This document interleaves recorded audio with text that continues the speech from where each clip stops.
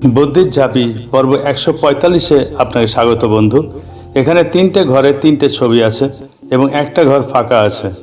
1, 2, 3 পরপর 3টে ছবি থেকে একটা করে অক্ষর নিয়ে একটা অর্থপূর্ণ শব্দ বানাতে হবে, যেটা বসবে চতুর্থ ঘরটায়, যা আপনি নিশ্চয়ই পারবেন। আপনি ভাবার জন্য 20 সেকেন্ড সময় পাবেন। তারপর আপনি আপনার উত্তর কমেন্ট বক্সে লিখে দিন। আপনার সময় শুরু হচ্ছে এখন।